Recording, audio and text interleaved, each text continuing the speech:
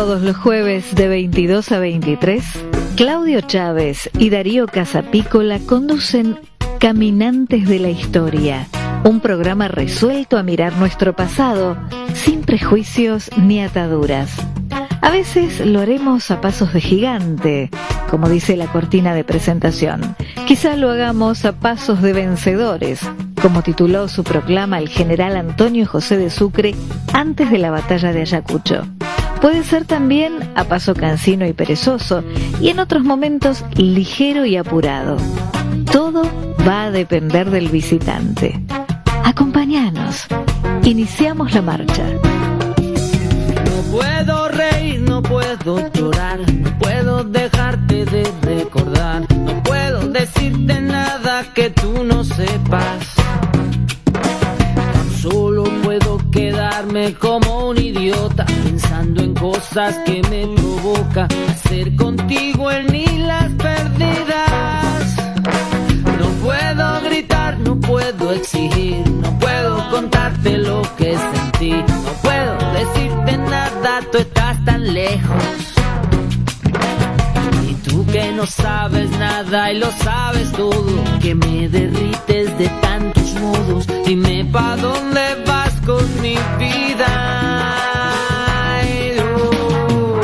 Carito, el corazón me queda grande. Cuando yo pienso en ti yo siento pasos de gigante. Carito, esta canción es importante. Bueno, buenas noches amigos, un jueves más en Caminantes de la Historia. Ya van 4 meses de este programa. Un programa escuchado, un programa en el cual muchos de los que han participado nos han ayudado a reflexionar y a pensar. Un espacio o momentos que en la radio no se dan y en los medios de comunicación no se dan. Y acá felizmente lo hemos podido hacer. Hoy vamos a reflexionar también, vamos a pensar, vamos a hablar y también vamos a andar a paso de gigantes, como dice la canción, porque vamos a hablar del general Perón. Pero vamos a hablar de una faceta del general Perón muy poco conocida, y esto lo vamos a hacer gracias a un invitado que tenemos, un invitado de honor, de lujo, un historiador que ha procurado una cantidad de documentación desconocida. Me estoy refiriendo a Ignacio Clopet, que ha escrito varios libros, y el último, que se llama Perón Íntimo, sobre el cual vamos a hablar, es realmente un libro apasionante e inquietante. Ignacio, buenas noches y gracias por estar acá. Claudio, muy buenas noches, muchas gracias por tu prólogo, muy elogioso, me halaga y no me lo merezco tal vez, porque yo soy una persona solamente que me dedico humildemente a contar la historia como fue. Yo insisto, ¿no? Sí, te lo mereces. ¿Sabes por qué? Porque tus investigaciones ponen en evidencia la presencia de un Perón que la historiografía, tanto peronista como antiperonista, desconocían. Tanto la peronista, por ejemplo, un Fermín Chávez, que ha escrito muchísimo sobre Perón, todo esto que vos traes, él no me imagino qué cara pondría si vos le mostrás la documentación que has puesto en este libro. Y incluso, bueno, antiperonistas hoy en los medios de comunicación hay un montón. Así que eso yo ya sé cuál es su opinión. Sí, la verdad es que generalmente nos muestran la figura de Perón como si fuera un mito, como un líder político, como el hombre que marcó la cancha en la historia del siglo XX, el personaje que ha trascendido las fronteras de lo imaginable, pero en ese universo, pues yo llamo que Perón es un universo, y el universo, viste, que es inacabable. Claro, infinito. En ese universo hay muchos espacios que están vírgenes en la trayectoria de la vida de Perón. De eso quiero hablar. Quiero empezar con este aspecto de Perón novedoso que vos has traído a la historiografía, que es su vida personal, su vínculo con sus familiares directos e indirectos, y también sus vínculos amorosos, que vos contás.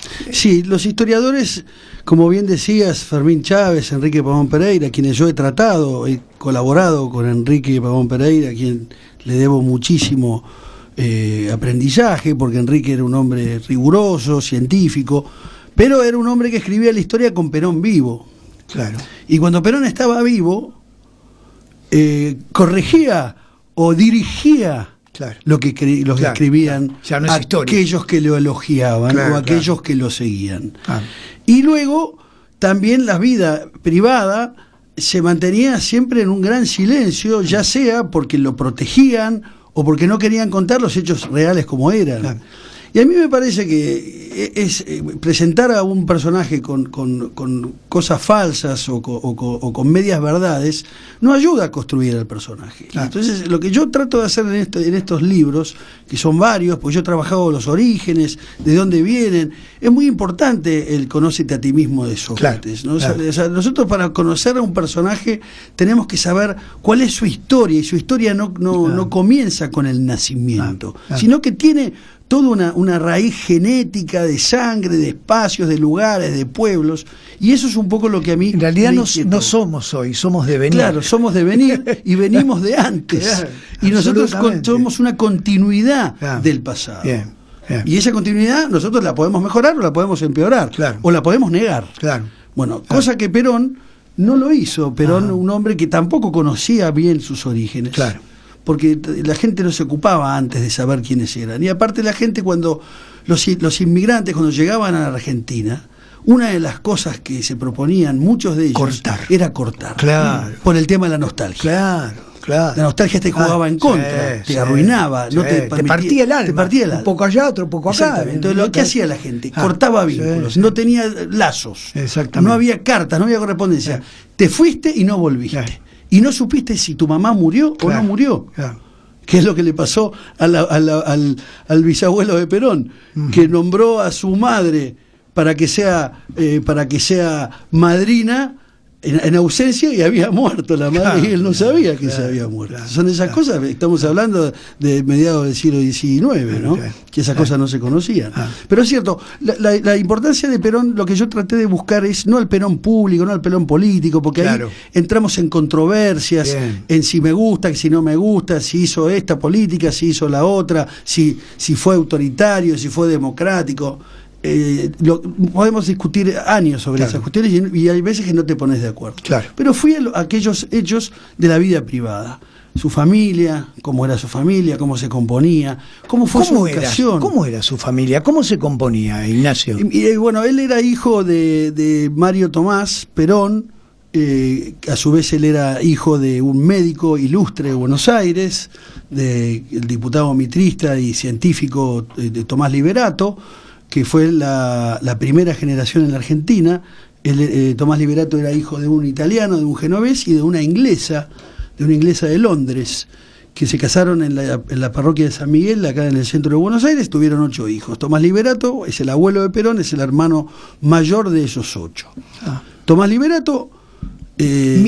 mitrista. Es interesante esto que planteas, y muy importante, porque en uno de los libros de Pavón Pereira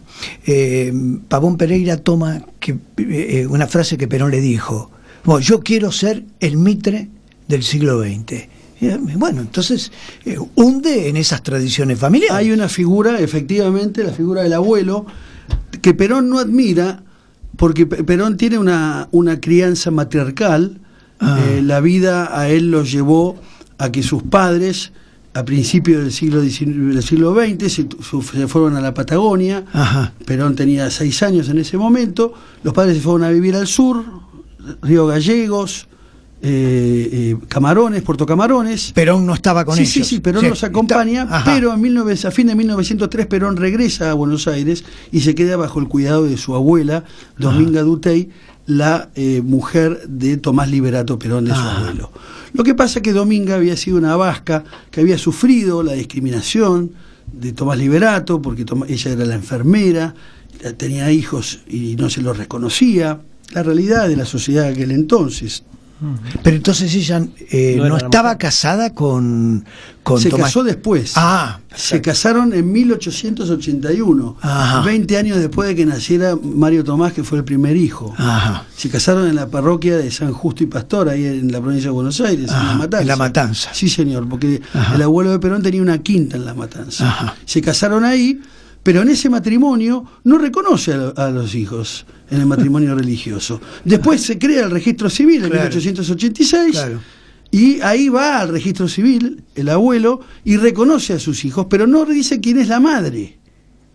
Mira. Cosa que la perjudicó a la madre en cuestiones sucesorias posteriores, con herencias de sus hijos, etcétera, etcétera. Ajá. Quiere decir que esa vasca, Dominga de Utey, sufrió un poco esa discriminación de las familias de la oligarquía, Claro. porque el abuelo de Perón era un oligarca, él se movía en la creme de Buenos Aires. Él había estado en París, lo habían mandado premiado por la fiebre amarilla, era amigo de Nicolás Avellaneda, era un personaje importante, formaba parte de la élite porteña. de lo que se llama la creme de Buenos Aires. Y eso fue el abuelo de Perón. Y esa injusticia que vivió la abuela, esa injusticia es la que Perón mama, esa desigualdad es la que Perón ya desde pequeño, desde niño, recibe de esa formación de esa abuela y de las dos hijas del primer matrimonio, medias hermanas del padre de Perón. Porque Dominga de Utey se había casado con otro vasco, Ajá, claro. Miguel Martirena. O sea que Perón es su segundo marido. Perón es su segundo marido, exactamente. Perón es su segundo marido. La cuestión es que Perón se cría con mujeres. Se cría con su abuela y se cría con sus dos tías. Dos solteronas, educacionistas, tenían una escuela acá cerca de la parroquia de la iglesia de la Merced, en la calle Reconquista. Tenían una escuela que se llamaba General San Martín, y Perón hace sus primeras letras en esa escuela. ¿Sus tías eran más grandes que él? Sí, eran mucho más grandes, sí, ellas habían nacido, mueren en el 30 con 90 años, 80 años, eran mujeres grandes. Sí. Y eran dos mujeres de un gran carácter, formadas en esa formación vasca, matriarcal, severa, muy cultas, de gran cultura, donde Perón recibe el cultivo a través de esas mujeres. Y eso es lo que a Perón lo marca como un ser sensible. La sensibilidad de Perón nace ya de pequeño, nace en la cuna. Y esa sensibilidad él la manifiesta a través de actos concretos, como por ejemplo, le recriminaba a sus padres que los peones no comieran en la misma mesa. Un chico de 6 años hacía eso. O sea, que si lo queremos acusar de populista, tenemos que decir que Perón ya era populista a los 6 años. Pero la realidad es que él tenía una sensibilidad social que no aceptaba las injusticias.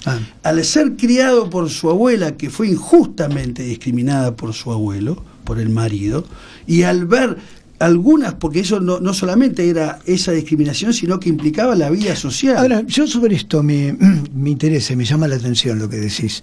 O sea, él, para cerrar un poco la idea, él tiene un excelente vínculo con su abuela. Sí, excelente. ¿Y con sus padres? No es bueno el vínculo.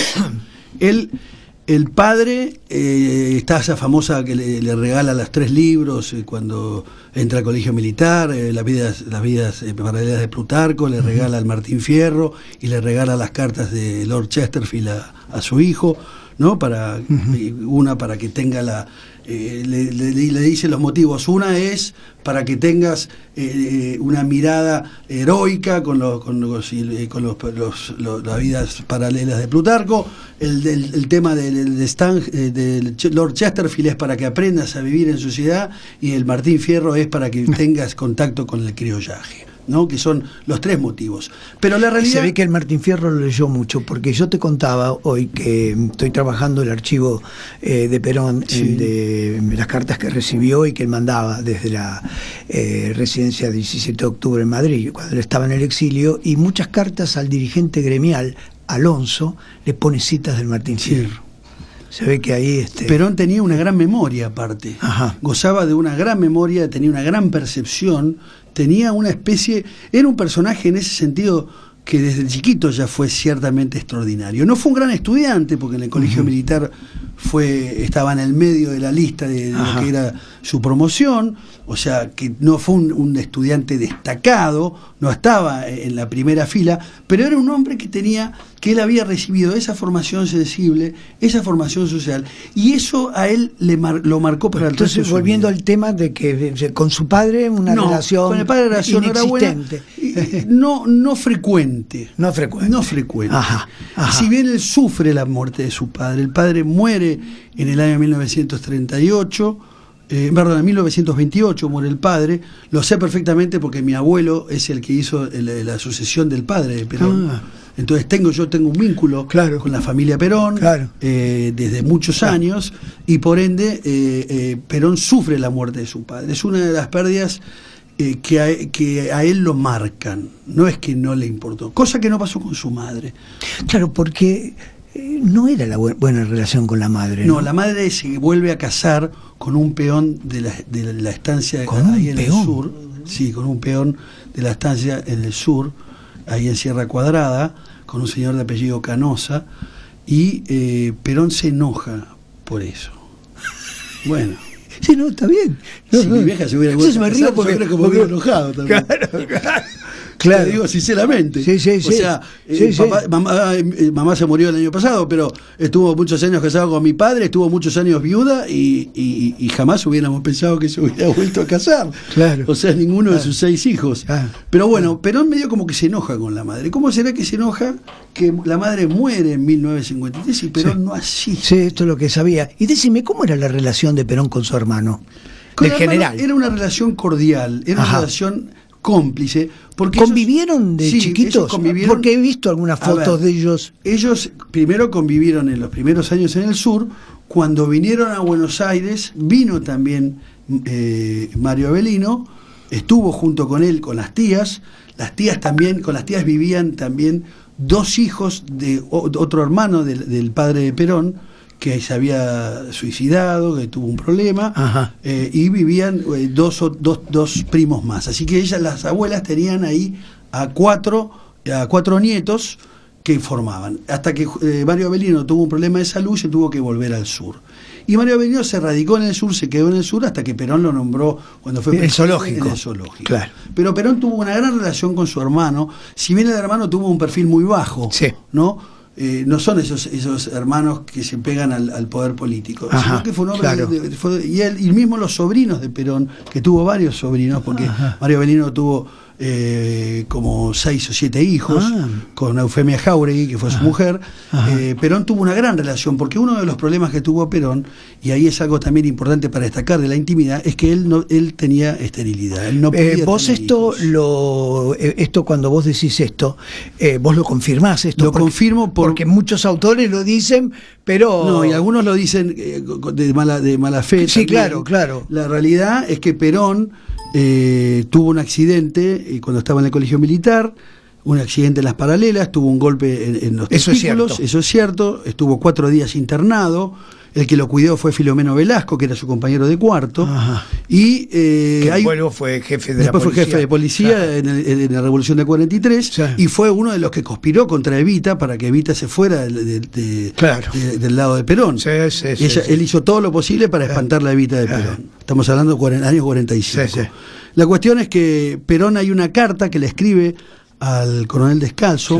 Descalzo, vos sabías que se casó muy grande. Se casó con una señorita de origen ruso, María Filtinsky se llamaba.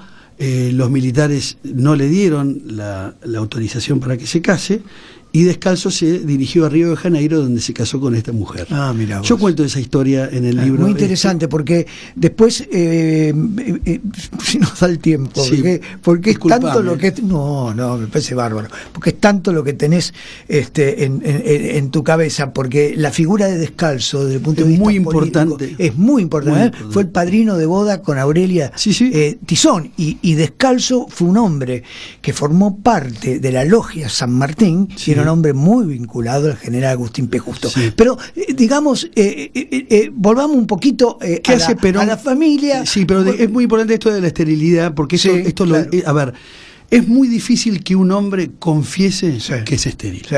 Es muy difícil. Sí, sí. Porque vos pensá una cosa, en esa época, en el año 40, el ser estéril se asociaba a tener Sí. una Minusválido. especie de minusválido, Sí. o a una feminidad. Claro, ¿no? claro. Y Perón le escribe una carta descalzo que yo reproduzco en el libro, donde él los felicita por el matrimonio con esta señorita, que esta señorita era una señorita de armas llevar, Ajá. ¿no? Era una señorita de calle, digamos. De cascos ligeros. Sí, de como se cascos diría ligeros. Sí. En aquellos ¿Cómo años. se diría? Por eso tuvo problemas para casarse descalzo y se fue a Río de Janeiro. Hacía mirá. varios viajes a Río. Sí, Yo sí. encontré los ingresos al puerto, cuando iba, cuando Ajá. volvía. Y Claro. entonces Perón le dice, le desea a Descalzo toda la fortuna de que tenga para su matrimonio, y espero que Dios le dé los hijos que a mí me ha negado. Lo dice textual. ¿De qué año es esa carta? El año 40, Ah, de 1940. sí, claro. Perón se lo confiesa plenamente. Y Perón, en ese aspecto, él siempre tuvo una gran afinidad con los niños. Él, por ejemplo, algo muy importante en el Perón, que decíamos antes, la sensibilidad por la gente, por los peones. Otra de las cuestiones que Perón tenía, él había fundado un club de fútbol en Flores. Ajá. Él vivía en Flores, había fundado Claro. un club de fútbol llamado Juan Domingo Perón. El club de fútbol era para los chicos pobres, para los chicos sin recursos. Perón les compraba los botines, les compraba la media, les compraba los pantalones, les compraba las camisetas y los hacía jugar al fútbol. Perón tenía una gran debilidad por los niños. ¿Por qué? Porque él Claro, al no poder tener. y bueno, él adoptaba fácilmente como hijos propios. Pasó con los sobrinos de Aurelia Tizón, pasó con los hijos de Virginio Zucal, que fue el agregado militar en Roma, que Zucal viajó con 5 hijos cuando fueron en el año 39. Perón adoptaba a niños y aparte era un niño él, porque era travieso, él hacía travesuras con los niños. Y les enseñaba travesuras, era un niño. Sí, sí. Porque la realidad es que Perón, así como lo podemos ver como ese hombre impoluto y ello, era un pendejo. Claro. Hablando Sí. más criollo. Un don Fulgencio. Un don Fulgencio. Él le gustaba hacer travesuras. Claro. Te cuento una, del viaje a Roma, que él estuvo 2 años en Italia. El padre Rafael Cantilo, que era un sacramentino, que estaba por ordenarse sacerdote, que después hizo una gran obra en Rosario, este padre Rafael Cantilo, le había pedido a Perón que lo invitara a comer. Y Perón, él le mangó a Perón, lléveme a comer, coronel, lléveme a comer, y Perón lo invita a comer. Y lo lleva a comer a un lugar donde hacían unas crepes donde el dueño servía las crepes, y lo que hacía, apagaba todas las luces y tiraba como alcohol y prendía fuego. Y ello. Entonces Perón, cuando apagaba las luces, empezaba a tirarle panes a la mesa de al lado, ¿entendés? Sí, sí, o sea, sí, era sí. un chico. Claro, o sea, claro. Perón en la intimidad era un niño, tenía ese tipo de travesuras, ¿no? Ahora, en los romances, Perón tiene eso. A el ver, tema de los ¿cómo? romances es algo importante de esta A ver, primero una pregunta para. Sí, dale. Cuando decís los romances, ¿vamos directo a Aurelia Tizón o hay algo antes? Vamos a algo antes, que es muy importante el de Eso, antes. a ver. Es un romance transgresor, es un romance que Perón tiene con una tía. La tía era una prima hermana de su padre, de apellido Perón, Mecha Perón. ¿Cuántos años más grande? Era 7 años, que en ese momento Sí, era mucho, ¿no? Mirá, qué interesante, ¿no? Porque acá la mala prensa que le han hecho a Perón es que prácticamente era un degenerado que le gustaban las niñas. Las pendejas, sí. Claro, ahora Sí. resulta que... Una no. tía 7 años mayor. Y 7 años Aurelia mayor. Tizón, que yo encontré la partida de nacimiento, Perón le llevaba solamente 7 años. Claro. Algo que Claro. es muy normal. Claro, sí, absolutamente. Muy normal. Absolutamente Entonces, normal. Entonces digamos que no tiene, que no es esa mirada que plantea una cierta historiografía antiperonista de la debilidad por las niñas. En realidad, pienso, vos sabrás, y te pregunto, es lo que la mujer despertaba en él, más grande, más chica, de igual edad, lo que despertaba Por supuesto. lo motivaba. Igualmente, en el caso de Eva, sí, si hacemos un paréntesis. En el caso de Eva, es una mujer joven, Perón, Sí. para su proyecto político necesitaba una mujer Sí. joven. Ahora, yo te digo una cosa. Estaba en el Ignacio, proyecto yo te de- digo una cosa. Sí. Cuando vos hablás, ahora vamos a eso. Sí. Ahora, cuando vos ves a Perón y a Eva en filmaciones, Sí. en fotos y demás, vos no decís que la duplica en edad. No, No lo decís, porque Perón era un tipo juvenil. sí, era muy juvenil. esto que vos estás diciendo de su espíritu aniñado, lo pone en el cuerpo. Lo pone en el cuerpo. Está en su cara, en su gesto. Claro. Exactamente. Vos sabés que hay un un dicho chino que dice que uno después de los 40 es responsable de su cara. Sí. Y Perón creo que la cara la mantuvo bastante juvenil. Claro. Esa sonrisa, claro. ¿no? Bueno. Perón, la cuestión que se enamora, Perón se recibe de subteniente, va a Paraná, Entre Ríos y a Santa Fe. Él está 3 años allá. Ahí funda un club de box. El primer club de box de Entre Ríos lo funda Perón. Mira. Porque Perón era un tipo que el deporte lo tenía como una herramienta inclusiva. Ajá. Y eso lo practicó y lo mantuvo siempre. Ajá. Por eso el club en Flores, por eso el club en Paraná, por eso cuando va a Chile crea un club para los lustrabotas. Fíjate, era agregado militar y crea un club para los chilenos lustrabotas y canillitas. O sea, él tenía el deporte como una cosa inclusiva. Claro. Y sabía que el deporte te igualaba, ¿no? Viste, cuando vos jugás al fútbol, no importa si sos hijo o primo o algo de quién. O jugás, estás en el mismo equipo y compartís la misma camiseta. Y bueno, eso Perón lo incorporó. Ahora, volviendo al tema del romance. Perón vuelve a Buenos Aires en 1920 y es destinado a la escuela de suboficiales. Una gran escuela de vida para Perón. Perón siempre agradeció ese destino porque es ahí donde él empieza. Ya en Paraná él había visto las injusticias de la Argentina profunda y de lo mal que se vivía en el monte, la gente que vivía fuera de las ciudades. Él ahí vio esas injusticias y luego cuando fue a la escuela de suboficiales él la toma como una gran escuela para seguir intensificando la desigualdad que había en la Argentina. O sea que Perón ya empieza a ser Perón, te diría a los 17, 18 años, él ya tiene una idea de transformar porque lo escribe en una carta a los 17 años. Ahora bien, él viene a Buenos Aires y toma como casa postiza la de Conrado, su tío, Conrado Perón. Conrado Perón, que era un esgrimista, igual que él, maestro de gimnasia y esgrima. Perón había sido campeón de espada, hacía muy bien esgrima. Justo le prohibió viajar, el general Justo le prohibió viajar a París. Mira. Y eso Perón le pasó una factura mala, Justo, se enojó mal. Hay una carta que yo publico donde él lo manda al diablo. ¿De qué año es esa carta? Del año 24, en 1924. Ministro de guerra dice, usted no viaja. Claro. Imagínate, Perón estaba re enojado. Claro. Bueno, mi abuelo, que también fue seleccionado para esas Olimpiadas, tampoco pudo viajar, pero no por Justo, sino por su madre, porque le dijo tiene que terminar la carrera. Claro. Entonces ni Perón ni mi abuelo viajaron en esas Olimpiadas de esgrima. Bueno, volvemos al romance. Sí. Conrado era muy compinche de Perón. Aparte, Conrado, maestro de gimnasia de esgrima, era amigo de Gardel, era un hombre de la noche, estaba con la creme de lo que era el tango en ese momento, se codeaba con gente importante. Y Perón se enamora de la hermana de Conrado, de su tío, que vivía con él.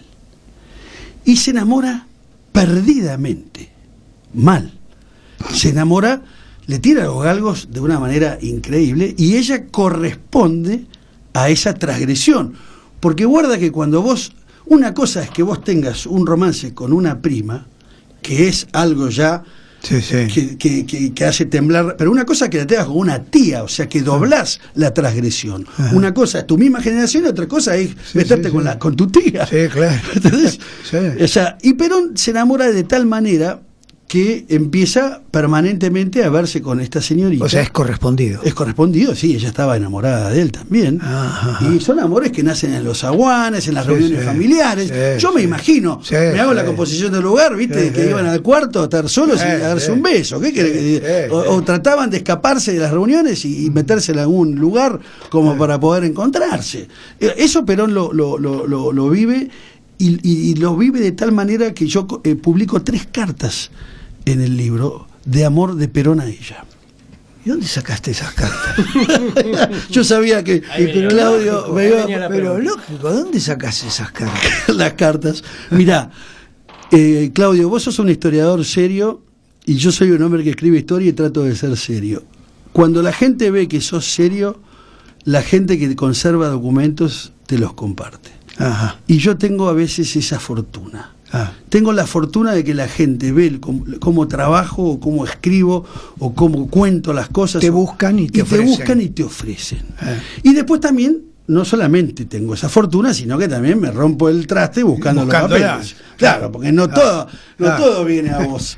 O sea, vos también tenés que salir a buscar. Y estas cartas estaban en poder de un sobrino de Perón y estaban en poder de otro sobrino de Perón. Y ellos me la facilitaron. No se habían animado a publicarla ni Pavón Pereira, ni Jorge Crespo, que escribió. ¿Las conocían? Sí, por supuesto, tuvieron el mismo acceso que yo.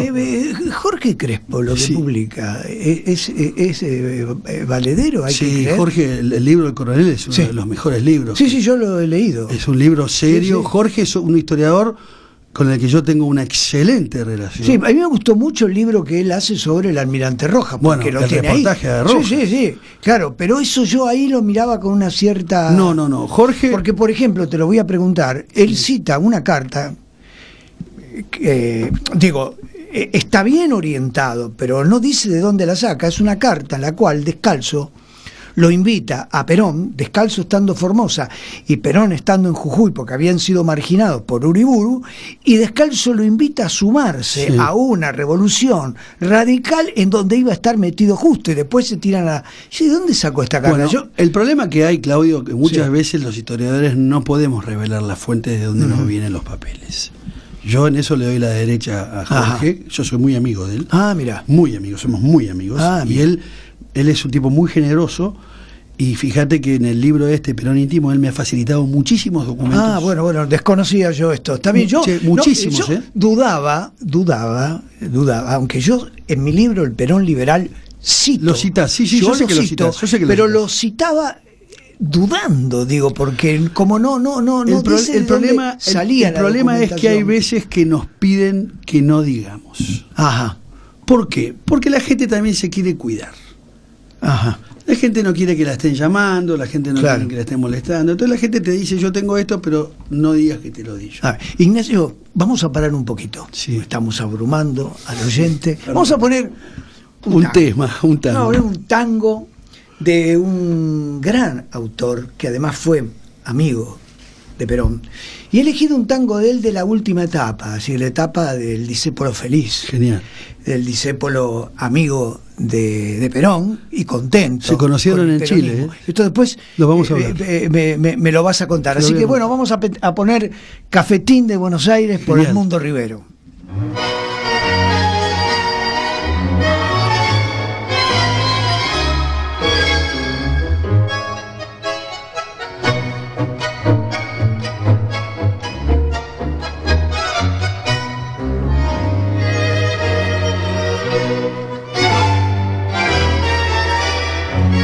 De chiquilín te miraba de afuera, como a esas cosas que nunca se alcanzan. La ñata contra el vidrio en un azul de frío, que solo fue después viviendo igual al mío.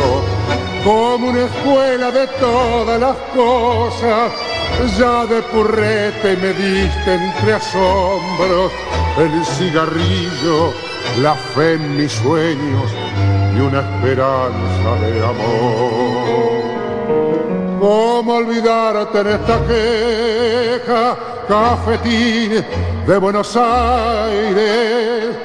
Si sos lo único en la vida que se pareció a mi vieja. En tu mezcla milagrosa de sabiondos y suicidas, yo aprendí filosofía, la doctrina y la poesía cruel de no pensar más en mí. Me diste en oro un puñado de amigos que son los mismos que alientan mis horas. José el de la quimera, Marcial que aún cree y espera, y el flaco Abel que se nos fue, pero aún me guía. Sobre tus mesas que nunca preguntas, lloré una tarde el primer desengaño. Me hice a las penas y bebí mis años y me entregué sin luchar.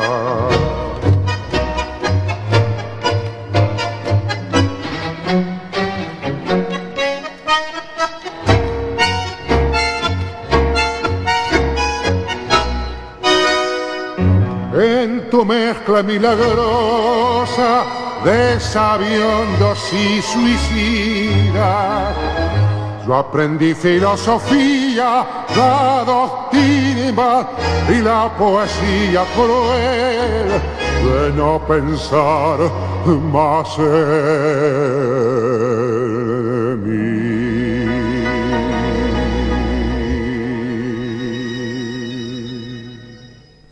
Bueno, muy bien. Otra vez con Ignacio. Bueno, nos quedan cosas en tinta. El romance de la tía. 3 cartas sí, en el mismo mes. Sí. Noviembre de 1922. Ajá. Perón tenía 27 años, la tía tenía 35. El romance venía del 20. Perón, las cartas realmente son una pieza de amor. Oh. No, la carta es una pieza de amor. Cómo Perón le declara el amor a esa tía y las cosas que le dice son para alquilar balcones. Porque Mira ves vos. un hombre despojado y desesperado. Y él le dice, tu hermano está a favor mío y el mío también. Como diciendo, Sí, tenemos... está todo no, se pero juntaron. las tías, la abuela, Claro. ahí había problemas. Claro. Y la tía le dice que no. Perón le ofrece casamiento y la tía le dice que no. Ah. Le dice que no. Y esa tía después vuelve en la vida de Perón, yo cuento, cuando después Perón la conoce a Aurelia Tizón, que también ahí se inventan el tema de Aurelia Tizón, que la conoció en los ¿Dónde? Eso, todo eso es mentira. Todo eso es mentira. Se la presentó descalzo. Porque descalzo lo conocía al padre, a Cipriano. Ajá. ¿Entendés? Y Sí, entonces sí. un día lo llevaron a Perón al cine Capitol y venía ella con la mujer de descalzo y se lo presentan a Perón. Y ahí Perón la conoce. Es mentira, Sí, el caballo teuco que iba y que ve a una jovencita haciendo naturalezas vivas. Sí. Todo es mentira, porque aparte dicen que era alumna del Prilidiano Porredón, es mentira, era alumna del Colegio de la Misericordia, que queda ahí en Cabildo y Zabala, de la edad que dicen que tiene no tenía, todo es una macana, o sea, han creado toda una especie de fantasía, donde la realidad es que yo voy al hueso, voy al papel. Maestra era. Maestra era. Perfecto. Y hablaba inglés, y tocaba Sí. el piano, tocaba Sí, el eso. acordeón. Ajá. La madre también era vasca, tuvo una formación muy parecida a la de Perón, muy sensible. Una mujer, la mujer que más amó Perón. De todas. Ah, bien. Yo no tengo ninguna duda. Vos sabés que es muy importante esto que vos decís, porque yo lo que sí sabía, no conozco en profundidad todo esto que vos estás diciendo, pero yo sí sabía, porque se lo confesó en una carta a Sarobe, Sí. la depresión Sí. en la cual cae Perón Tremenda. cuando muere Aurelia. Tremenda. Eso fue, mirá, Perón amó a esa mujer como a ninguna otra en su vida. Qué bárbaro, ¿eh? Qué importante. ¿Y sabés esto, por ¿no? qué? Ajá. Porque era la mujer de la intimidad, era la mujer del nido, era la mujer donde Perón no tenía actividad fuera de su casa que no sea su tarea militar. Claro. En cambio, Evita es la mujer Sí. del proyecto político. Claro. Y estamos hablando de Otra dos cosas cosa. totalmente Sí, distintas. sí, sí. ¿Hubo amor entre Perón y Evita? Sí, lo hubo. Pero no hubo el amor cómplice, Sí, sí. el amor del matrimonio del formal. matrimonio formal y del nido de amor. Claro, ¿No? claro, Y claro. eso Perón con Potota fue algo muy intenso. Y bueno, yo en el libro desarrollo la vida de la familia Tizón, publico fotos, un romance. ¿Potota lo amaba? Sí, Perón? Potota lo amaba desesperadamente. Publico un romance de Potota con un concuñado también, o sea, los romances con cartas de amor de Potota a ese concuñado, Ajá. fotos de esa época. Bueno, Potota lo amaba y lo amó profundamente a Perón. Y realmente tanto lo amó que cuando Potota se estaba por morir, lo llama a Perón, la llama a María, su hermana, y le dice: cuando yo me muera quiero que ustedes dos se casen. Potota quería perdurar el amor de ella a través de la hermana con Perón. Y eso es una tradición, una tradición criolla. Es una tradición criolla. Sí. Y ese mandato provocó entre ellos un hechizo. Porque ¿Cómo? provocó un hechizo entre Perón y la cuñada. porque Perón elige a la cuñada para escribir en las cartas desde Italia. Ajá. Las únicas cartas que conocemos con contenido importante de la estancia de Perón en Europa son las cartas a su cuñada. Sí, eso es que me llamó poderosamente la atención de tu publicación. Bueno, la carta... Esa etapa Bien. en la cual la historiografía antiperonista... Y peronista. Y peronista... Y peronista no la sabían, y no la Exactamente. tenían. Porque todos hacen especulaciones. Porque todo lo que se habla de Perón en su vinculación con el fascismo y otras cosas más, ¿de dónde surge? Surge cuando Perón daba las entrevistas a los periodistas, como a Peikovic, o se las daba a Pavón, o se las daba a Luca de Tena, y Perón ahí hacía una especie de fantasía, diciendo: estuve en el Mato Grosso, estuve con los alemanes, estuve con Mussolini 2 veces. Bueno, y todas esas cosas, cuando vos te das cuenta que las está diciendo 20 o 30 años después de que sucedieron, con la contaminación de haber sido presidente de la República, de haber sufrido el derrocamiento, de haber experimentado el trago amargo del destierro y del exilio, yo no le creo con tanta fidelidad. No, y ¿sabes qué? Ignacio, haces bien. Claro. Porque Perón decía, ¿no? Bueno, yo soy la continuidad en otro tiempo de Hipólito Yrigoyen, porque yo he sido radical y demás. Mentira, y yo publiqué una carta en donde Perón a los radicales los llamamos los peludistas. Los peludistas, sí. De manera despectiva, apoyando la fórmula de Justo. Y espero, decía en esa carta Perón, que los peludistas no le den el apoyo a los socialistas. Bueno. Entonces, bien, mentira. Perón, bueno, mentira. estas cartas de Perón en Italia muestran un Perón fresco, virgen, no contaminado. Él veía y escribía y contaba. O sea que no había, no había nada que pueda influir en lo que él había visto, porque él fue un testigo de lujo de lo que pasó en Europa. Él fue un testigo de lujo de lo que pasó en Europa. ¿Cómo es eso? Y fue un testigo de lujo porque él era, como dijimos al comienzo, un hombre de una gran percepción y una gran inteligencia. Y él sabía interpretar muy bien, tenía un gran conocimiento de la naturaleza humana. Y él entendía perfectamente las cosas como eran. Y él en ningún momento se encandiló con las luces del fascismo. Claro. Lo cual eso es falso. En ningún momento él agarró la carta del laboro, se la puso abajo y dijo: hagan esto acá. No. Perón observó todo. Así como no le gustó el franquismo, como no le gustó Oliveira Salazar, el ensayo de Oliveira Salazar, no le gustó el mariscal Petén. La realidad es esa, ¿viste? A Franco lo llamaba el zaino viejo, o sea, le caía mal, ¿viste? En una carta dice el zaino viejo, ¿viste? O sea, la realidad es que Perón observa, pero no se encandila. Es probable que haya visto cosas que le hayan llamado la atención. Sí, bueno, como yo te contaba hoy antes de comenzar el programa, Raymond Aron, un liberal francés, digamos, el más importante liberal de Francia, quedó encandilado por Hitler y por Mussolini. Él mismo lo reconoce. Dice: yo veía las democracias que funcionaban lentamente y veía esos dos países que andaban rápidamente desarrollándose de manera vertiginosa, que hasta yo mismo me confundí. Así que, digamos, mira, el enamorarse implica enamorarse. Y el que te llame la atención te llama. Vos ves una niña o una mujer linda y decís: qué linda mujer. Ahora no te enamoraste porque la viste linda. La verdad es que vos estás enamorado de la mujer que vos querés y no de la mujer que a vos te gusta porque la viste pasar. Bueno, esto es algo parecido. No hay un enamoramiento de Perón. No hay una afinidad de Perón con el fascismo. La realidad es esa.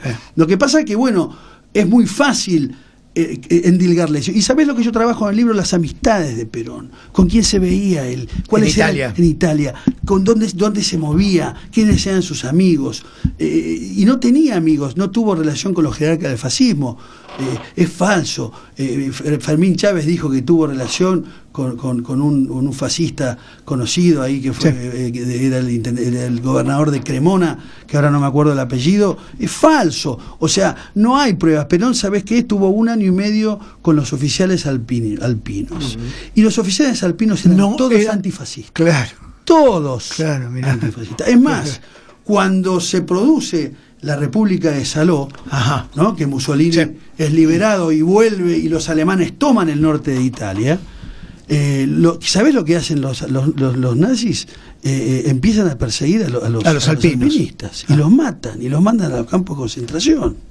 A ver si entendemos lo que pasaba. Sí, claro. Y Perón claro. era amigo de todos tipos que no eran. Y una de las figuras que yo destaco es el marqués Inchisa de Camerana. Bueno, ese sí era. No, tampoco. Tampoco. Luigi era un marqués que él peleó en la Primera Guerra Mundial como oficial alpino, lo conoce a Perón en Merano, cuando Perón está en el destacamento, del regimiento del regimiento ahí de alpinos de Merano, se hace muy amigos con Perón, muy compinches con Perón. Yo he tenido acceso al diario del marqués. Ah, mirá. He tenido acceso al diario, el diario vale oro. Yo publico algunas cosas de ese diario, donde él hace una mirada crítica sobre el fascismo, sobre las figuras del fascismo. Él colabora y es secretario del primer embajador italiano en Italia, en Roma, después del pacto de Letrán, que es el conde César María de Becchi, que es uno de los cuadrumviros, uno de los fascistas que hizo la marcha sobre Roma. Después. No fue fusilado. Él fue juzgado en ausencia, condenado a muerte, vino a la Argentina en la época de Perón. Perón ni se enteró que vino porque lo trajeron los salesianos. Después se vuelve a Italia y muere de una cuestión de salud. Bueno, Inchisa de Camerana es amigo de Perón, es el que le presenta a una de las jovencitas que tuvo un romance con Perón en Italia, una chica muy linda. Esa sí era una jovencita, muy simpática, que convivió con Perón en una pensión ahí enfrente de la Embajada Argentina en Italia, en la vía del Esquilino, a 100 metros de la iglesia Santa María la Mayor, y vivían en cuartos contiguos, algo muy común en la época, porque obviamente la idea era no levantar la perdiz. Era lo mismo que hizo con Eva en el departamento de Posadas. En Posadas. Claro. Exactamente igual. Claro. Exactamente igual. Lo mismo hizo con Eva en Posadas. Perón se va a vivir ahí y después Perón le alquila el departamento del cuarto. Perón vivía en el cuarto B, Evita vivía en el cuarto A. Claro. Y entonces trataban de evitar el mayor escándalo posible. Claro. Ahora, Inchisa de Camerana es un personaje, una figura importante en la vida de Perón, porque Inchisa de Camerana después él viene a la Argentina, se instala en la Argentina gracias a Perón, él funda su familia acá, sus nietos son argentinos, y yo ahí cuento la verdad. Después el gobierno de Perón no le pagó las obras que este hombre había hecho como empresario, o sea que yo tampoco hago la leyenda rosa de Perón, si tengo que decir, claro. se portaron mal con él, sí. La realidad también es esa, pero esa es una de las figuras importantes. La otra figura que yo hablo en el libro, que es muy importante, es la del escribano Ordiales, Hernán Ordiales, que es el oficial público que casa a Perón y a Evita en Junín. Yo accedí al archivo del escribano Ordiales, y ese archivo me permitió conocer los documentos sin contaminación, ¿no? ¿Qué sería? Y la contaminación es cuando aparecen los documentos pero tienen alguna cuestión tocada. Y yo pude ver el archivo de Ordiales gracias a su hijo, Hernán, que es un abogado, que me permitió tener acceso, y con fotografías increíbles de Perón en Junín, en el acto del 15 de octubre del año 44, donde él ese día da el discurso del Estatuto del Peón, y ese es el día que Perón lo conoce a Cámpora, fíjate, ese día, y el que se lo presenta a Cámpora es Ordiales. Ordiales es una de las figuras del protoperonismo, que yo también hablo sobre su figura, y después otra de las figuras que yo destaco en el libro, que es muy importante, es el fraile Recart. Es un fraile franciscano, lego, que fue un gran amigo de Perón, fue el cura más cercano que tuvo Perón. No fue Benítez. Benítez en tal caso sería con Evita. Bueno, Evita y Perón se amaban, pero se espiaban. Es muy bueno. Se amaban, pero se espiaban. Claro. ¿Sabes por qué? ¿Por qué? Mira, por la sencilla razón que ellos tenían una vida muy intensa. Y cada uno llegaba a la hora que podía a su casa. Perón le recriminaba mucho a Eva que llegaba a 2, 3 de la mañana. No dormían en el mismo cuarto. También esa es la lógica. Y luego la secretaria privada de Evita se la puso Perón. Y el secretario privado de Perón se lo puso Evita, que era José. Que era el hermano. ¿Sí? ¿Entendés? Entonces se espiaban. Claro. Se espiaban. Claro. La realidad era esa. Entonces, desconfianza, no sé. Lo que sí había era una especie de de enterarte, no porque lo veías en la cama cuando te ibas a dormir, porque no te veías, sino te enterabas por lo que te contaba la secretaria. Ahora, ya que estamos con Evita, Sí. hay muchas, ¿viste? Perón dice que la conoció en tal lugar, otro tal otro. ¿Dónde la conoció? En el hemiciclo de la ciudad de Buenos Aires, que hoy es la legislatura porteña. 17 de enero de 1944. ¿Por qué ahí? Porque algunos, él dice, claro, no, él cuenta que sí, cuando se reunió con los actores. En el hemiciclo, se llama hemiciclo. Ajá. Es un lugar... Bueno, entonces es donde Perón, porque viste como Perón, Sí. viste, muchas Sí, veces Perón miente. contaba, Perón fabulaba, Claro. fantaseaba y hacía su propio marketing. Claro, claro. Él no necesitaba un asesor de imagen, él era su propia Sí, imagen. claro. Entonces un día decía una cosa, otro día decía otra. Claro. Y no se le movía un pelo. La verdad es esa. Tenía esa genialidad el tipo. O sea, Claro, el tipo se reinventaba permanentemente. sí. Ese acto, Perón convoca a los artistas. El terremoto fue el 15 de octubre. Que fue, De enero. El 15 de enero del 44, que fue un sábado. Ajá. El lunes siguiente, el 17, Perón ya había convocado a todos los actores. Y el Perón estaba con Mercante y con Apol en el escritorio, y en el hemiciclo todos los actores sentados. Yo publico una fotografía que es inédita. Sí, porque yo esa fotografía yo publico conozco. una fotografía que es inédita, Ajá. donde Evita se sienta en la primera fila con un sombrero blanco. Genial. Sí, claro. Para que la mire. Sí, Que claro. no te cabe. Sí, absolutamente. Con un sombrero así Sí, blanco. sí. En la primera fila Sí. estaba así. Sí. Estaba directamente para que Perón haga así y la mire. Claro. Bien, estaba Olinda Bozán, estaba Olinda de Alessi, estaba Mirta Legrand, había varias actrices y varios actores. Y cuando termina ese acto, o ese pedido que Perón hace, vamos a hacer un homenaje, Sí. necesito... Incluso salir a juntar dinero. Salía a con la juntar alcancía. dinero y hacer ese gran acto de Luna Park. Evita lo encara a Perón y ahí, y le dice: coronel, yo estoy dispuesta a hacer todo lo que haya que hacer, tenemos que salir a la calle, tenemos que conquistar a la gente. Esto él lo cuenta, Y eso Perón. él lo cuenta. Esto él lo cuenta, Eso él lo Perón. cuenta. Pero en fue su de- libro En el exilio. Sí, pero fue Sí. después de ese acto. Ajá. Y ahí Perón empieza una relación, no una relación apasionada, Ajá. sino una relación progresiva de conocerla a Eva. Ajá. Yo lo que digo es que no hubo una calentura, Sí, sí, sí. hablando mal y Sí, sí, pronto, sí, pero sí, para sí. que la gente lo entienda, Sí, sí. sino que Perón empieza a visitarla en los estudios de Radio Belgrano, Ajá. que quedaban frente al edificio de Posadas. Perón se muda a Posadas en febrero, marzo del 44. Y ahí Mercante también tenía el bulín con su amante. Y bueno, con Isabel Ernst, que era la secretaria privada de Evita. Claro. Tenía su amante. Pero no ahí era el los- edificio Golden, ¿eh? Todos Ajá. se equivocan, no era el Golden, ¿eh? Ajá. Acá hay un gran problema, dicen que es el Golden, hubo un español Ajá. que publicó el libro sobre el Golden, dice unos disparates de que Evita había sido amante de Mercante. Sí, sí, dice No, eso. no puede- Claro. bueno. No, yo eso no bueno. no lo creo. Que me Mercante tenía su amante ahí, sí. Que me ofrezca una prueba. Yo siempre digo, Claro. ¿sabés cuál es el tema? Los libros que yo publico se fundamentan en documentos. Y si yo no tengo el documento, yo no fantaseo. Yo digo, hasta acá llego. Y no apelo a mi imaginación. Una pregunta, Ignacio. Sí. El padre Benítez siempre dijo que se llevaba a la tumba un secreto de Evita. ¿Sabés de esto? Algo ahí. No, quería saber si estaba... Algo ahí. Porque no, la verdad es que nunca... Benítez no se llevaba bien con Perón. No. No se llevaba. Sí. Benítez era un pedante, Sí. como un jesuita, doctor en filosofía, doctor en teología, era un tipo muy capaz. En cambio, Perón se había fijado en el fraile Lego. El Lego es el que no es el último orejón del tarro. Pero ¿sabés lo que era el fraile Lego? El fraile Lego te abría todas las puertas. ¿Sabés qué? Si yo tengo que contratar a alguien para que me abra las puertas del cielo, lo elijo a él. Vos sabés que es muy importante lo que decís, porque el padre Benítez, ¿no? Era un tipo, en sus escritos y demás, en sus expresiones, yo le siento algo medio de violencia en sus posturas y en sus posiciones. Él fracasó. Y Perón, vos Sí. sabés que esto me llama la atención.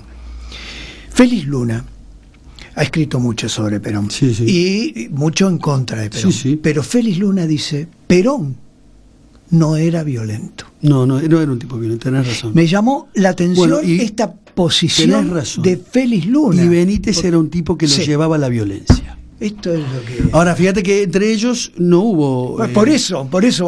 Y en ese sentido, vos fíjate que estaba más pegado a Evita, que Evita parecía una mujer más violenta. Sí, claro. Sin ninguna duda. Sí. Al lado de Perón. O sea, pero totalmente. Bueno, y Perón, en cambio, se fija en el fraile Recart. Y yo dedico un capítulo al fraile. Este fraile es un personaje. Y ahí hablo sobre el viaje a Europa de Evita, que va a Recart y va a Benítez.